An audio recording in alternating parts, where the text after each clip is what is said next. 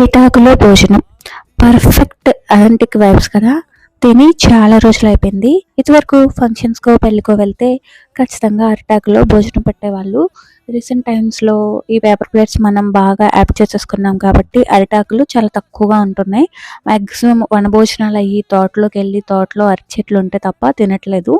So మాకైతే బాగానే అరిటాకులు అన్నీ దొరుకుతాయి. మా తోటలో అరటి చెట్లు కూడా ఉంటాయి. బట్ నేను అరిటాకులో భోజనం చేసి చాలా రోజులు అయిపోతుంది అనమాట.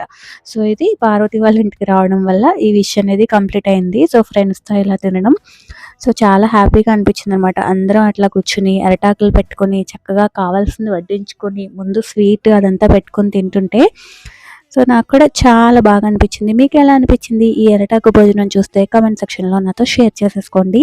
అలాగే మా ముగ్గురిని చూస్తే చాలా హ్యాపీగా ఉందని చాలామంది చెప్తున్నారు. మీ కామెంట్స్ చూస్తుంటే మీ కామెంట్స్ చదువుతుంటే నాకు కూడా చాలా హ్యాపీగా ఉంది. ఫుల్ వీడియో అయితే పైన ట్యాగ్ చేసేస్తాను.